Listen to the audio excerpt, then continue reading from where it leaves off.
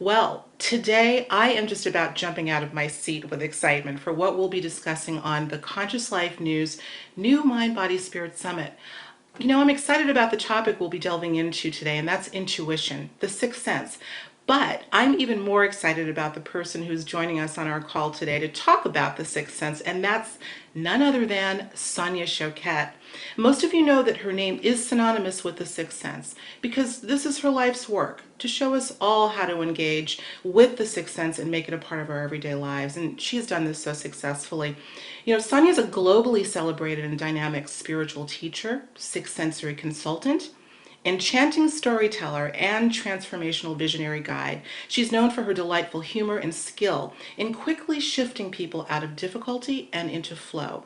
She is the author of 19, that's 19, international best-selling books on intuitive awakening, personal growth, creativity, and transformational leadership, including the New York Times bestseller, The Answer is Simple. Sonia Choquette, welcome to the show. What a treat for us all to have you here. How are you? I'm delighted to be with you. Thank you so much. Talking about my favorite subject on the planet. Mine too. So we're in sync already, and I know that everyone that's listening to the call will agree. Intuition's such a big subject, but let's jump right into it. I think it's safe to say that we're way beyond the woo-woo factor about intuition and psychic ability in general. We all have it, but most of us don't use it. But it's interesting. Even science is slowly beginning to admit that we're much that there's much more to the physical world, the material world, and more to us than we thought we were.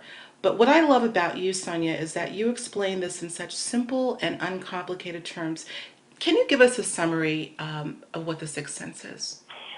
Sure, with pleasure. We'll start by saying that your sixth sense is the divine spark of intelligence that first settles into your heart, which is the first organ of your body to develop. It is a lifeline to the cosmos. It is a lifeline to the quantum field. It is the impulse that helps connect you with all resources that you need in order to live your most empowered life. So what I love so much about the sixth sense, and my great new metaphor is it's your personal internet. Oh, that's interesting.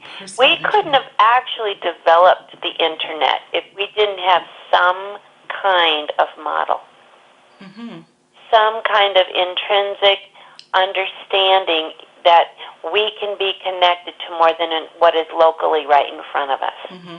That makes sense. So the heart wisdom of you is an intelligence that actually precedes your brain. It is a profound, informing intelligence that works on a number of levels. First, it works on connecting you to information in this realm. So you can actually have telepathic crossovers. This is how two people discovered and argued for quite a time over who discovered the AIDS virus, an American or a Frenchman, because they both did. Right. I've heard that before. And they were actually telepathically sharing information. Wow. So that's an example of that. We also have souls that have access to far more than our local brain consciously contains. And that's why when all of a sudden you start a new project and you just know how to do it. Right. Get on the ski slopes, I know how to ski. I start renovating a house, all of a sudden I'm designing stained glass windows. Right. How do I know? I don't really know. Yeah, wow. Because we access the quantum field. This is called the non-local mind, is it not? Exactly. But we also have a spirit. And that knowing is the knowing that says, this isn't right for me. Or this is who I really am. This is the spirit that Steve Jobs had that said, I don't care what anybody says. I'm going to do what I'm going to do. Right. I don't care how dismissed I am. But the fellow, I think his name was Christensen, and he says, I don't care what anybody says. I'm going to transplant this heart into this body. Or the one that said, I think I'm going to fly a rocket to the moon. And now Mars. There is that wisdom. So it is an exponential knowing. And here's the good news. It's not selective to certain individuals.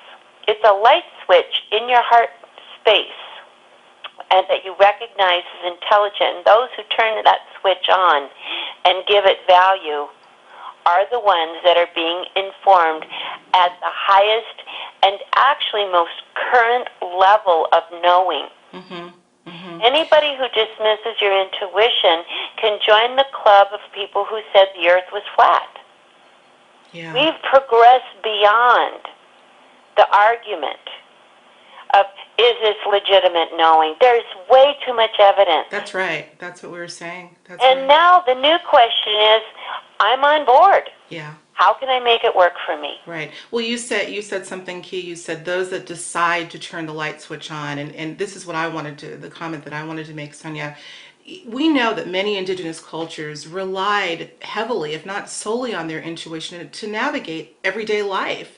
And they didn't question, does this exist? Does intuition exist? They just wanted to understand how they could utilize this ability more to simply live. So what happened to modern man to turn us away from this natural ability? Why aren't all of us switching this light switch on?